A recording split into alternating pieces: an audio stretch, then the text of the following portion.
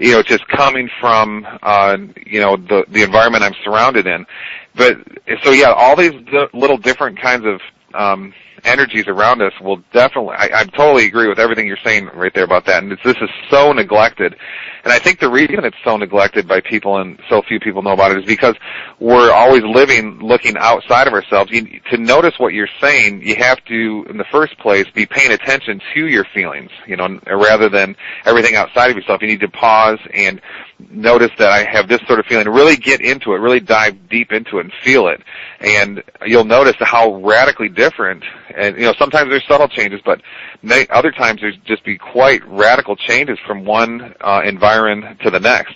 So yeah, that's a great point, incredibly neglected. And as far as our sovereignty over the physical, I do hold a pretty strong, through things that I've witnessed in my meditation practice through the last 2 decades, and which resulted in my book Telementation, I've just seen some pretty powerful, even up till this week, some just amazing things in my world of how the consciousness really is the master of the physical domain in pretty extreme ways. And we're taught in our science fiction movies that, this is all just science fiction, and we don't have all this power. And then in the universities, they tell us, no, the consciousness is controlled by the world. You go to the social science department, and they'll say, a person's behavior is shaped by the environment. And so we're taught all this. This is basically fatalism, and we're taught this, indirectly through many different, media channels, at least here in America. And I just disagree with all of it. It's for the experiment that I just cited a little while ago, and I could cite many others, show us that, no, we need to have the exact opposite perspective. We've got incredible power over the physical world. And I don't know if something like breatharianism is true or not, but my gut is, from what I've seen, I haven't seen something that dramatic as breatharianism, but I would guess that something like that is definitely a reality. That's just a strong form of powerful meditation and telementation. So yeah, I would take that we have utter control over our physical world if we want it, and if we're in that sort of meditational frequency. I saw a man that was a breatharian, and he went 6 months without food. And he found that more and more he had to remove himself from all negative input, all negative thought, and couldn't be anywhere around people that would say, you've got to eat sometime. And so, that kind of input was real dramatic. Now, I think this has a lot to do, Carrie, with the fact that we're struggling today with what we call this thing called money and the Federal Reserve. And my kind of take about this with what Jeff is saying is that we really don't comprehend what money is, and that what we need to do has to go to a different level when it comes to our exchange of energy with each other. I've always said that there's got to be a time come when you and I can just walk in the grocery store, get our groceries. We don't pay for it, we just get them. Now, I'm not talking about going and getting a truck and loading up the whole grocery store. I'm talking about just what we need. And, some people may want to do it a month at a time. Some may like the trip and do it every week or every day or whatever, go to the markets or whatever they're doing. And then we just definitely that. ET races apparently do have that premise. And so I think that we are moving in that direction. But we're also moving in the direction where we're not going to need to go to a grocery store because that's not how we eat. What I think we're also talking here about is, and this is a matter of degree, but we are moving from the third dimensional reality where opposition kind of rules into the fourth or fifth or even more so. And we are becoming aware of ourselves on other levels simultaneously with the physical. And so what happens is this denseness that we think of as, or what is 3D, is becoming thinner. It's becoming lighter. It's becoming less 3D in essence. So when you talk about people that are able to do things like being a breatharian, what they're actually doing is changing dimensions.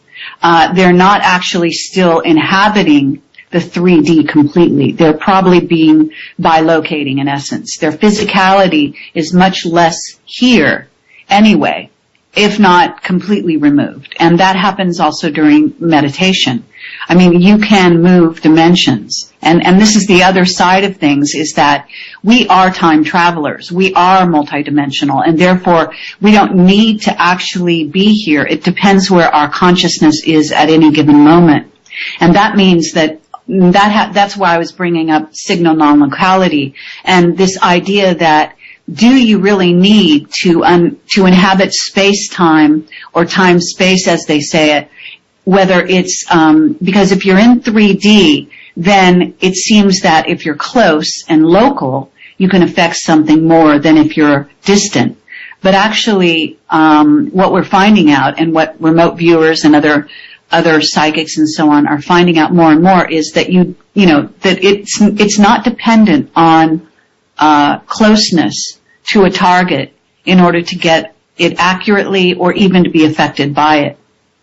And this is where your quantum healing is coming in, because ultimately it's and this is where it gets down to this really sort of big emphasis. If you don't want a global consciousness, or you don't want sort of a takeover of the New World Order, then the decision is to go, completely local. And I have to say that I don't see that as a solution either. And this probably would provoke a whole nother discussion, and we would have to have hours more of time to actually go into all of that. But in essence, we really need to just become more and more aware of who we are and what we're capable of, and the multidimensional quality of who we are, in order to tap into how to heal ourselves, how to heal others, how to heal the earth, and how to move from one place to another. Not using normal airplanes, by the way, because that's really a drag. I have to say, moving from portal to portal would be much more pleasant, and then even going inside a craft of any kind. But, and this is where a whole discussion of free energy, and is free energy really free? And it gets very complex when you're talking about Earth systems and systems that have to do with solar systems and galaxies, et cetera, et cetera. Anyway, I know I'm kind of getting out there for the discussion, but I just wanted to bring those aspects forward. I think we've only got 2 short minutes here, so maybe we could wrap up really quickly. Dr. Grope, is there anything you'd like to say before we close here? Yeah, what you said about changing dimensions that's the big issue right there.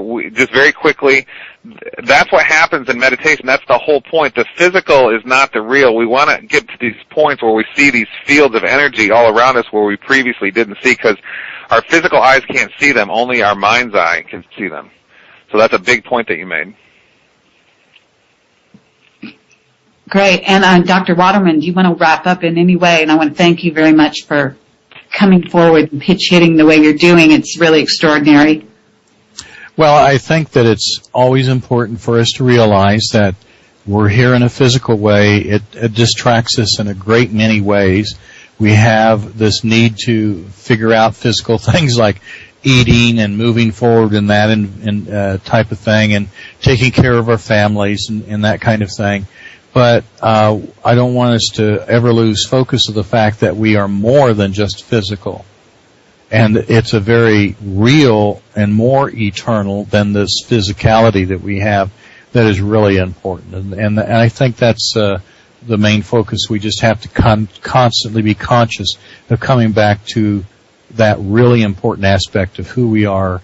And it's not physical. It's not really who we are. So I want to say that this is Carrie from Project Camelot, ProjectCamelot.org, ProjectCamelotPortal.com. Please do visit our site, watch our videos. I encourage you to do so. We are going to be taking advertisers of like-minded people, so you're welcome to go onto our website and find my email address and contact me in that regard. I want to thank you, Dr. Jeff Grupp, for coming on here. Obviously, we've never met, and this was very impromptu. Dr. Deagle set this up the prior hour, but you've been very gracious and a great sport in coming on and talking with us today. Do you want to give your website at least that much? Yeah, thank you for having me on, by the way. My website is antimatterradio.com. Okay.